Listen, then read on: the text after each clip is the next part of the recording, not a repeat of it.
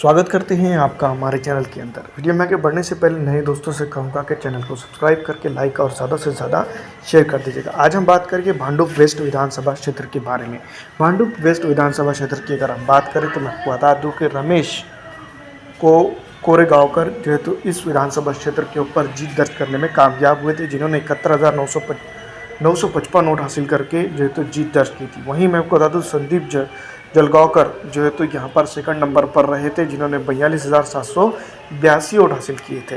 ये अपने आप में बड़ी बात है कि यहाँ पर जो है तो कांग्रेस 30,731 वोट मात्र हासिल करने में कामयाब हुई थी और इतने ही वोटों के करीब करीब जो है तो एमएनएस यहाँ पर हार जाती है।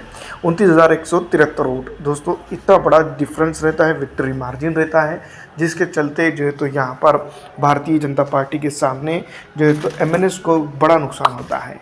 जिस तरह से मैं आपको बता दूं कि पिछली विधानसभा चुनाव के दौरान जो कई चीज़ें देखी गई थी, उसमें कुछ चीज़ें ऐसी भी ज़रूर हुई थी जिसके चलते जो है तो भारतीय जनता पार्टी को फ़ायदा हुआ था, शिवसेना को फ़ायदा हुआ था और अन्य जो है तो पॉलिटिकल दलों को, जिसके चलते फ़ायदा हुआ था।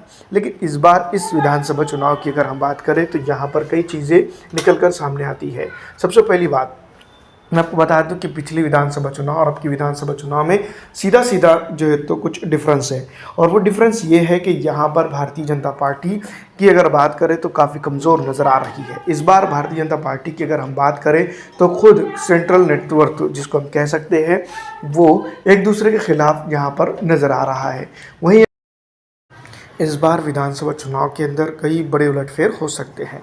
वहीं भारतीय जनता पार्टी और कई अन्य पॉलिटिकल दलों की अगर हम बात करें तो ये एक दूसरे के साथ जो है तो दलदल बनाते हुए भी नज़र आ रहे हैं। भारतीय जनता पार्टी की अगर हम बात करें तो भारतीय जनता पार्टी लगातार अपना मौक़िफ़ साफ तौर पे बताती हुई नज़र आ रही है कि इस बार जो है तो वो बकसने के मूड में नहीं है। लेकिन वहीं अगर हम बात करें जो तो अभी कुछ दिनों पहले जो तो अमित शाह की जिस तरह से सभा हुई थी, उसके अंदर उन्होंने खुले तौर पर ये बात कह दी थी कि तोड़ फोड़ की राजनीति करो और जो है तो राष्ट्रवादी कांग्रेस और सीधे तौर पर उद्धव ठाकरे के जो है तो नेताओं को तोड़ने की कोशिश की जाए, जिसके चलते जो है तो शरद पवार और उद्धव ठाकरे के नेताओं को तोड़ने की कोशिश की जाए, जिसके चलते जो है तो भारतीय जनता पार्टी का वर्चस्व इस इलाके में बढ़ेगा।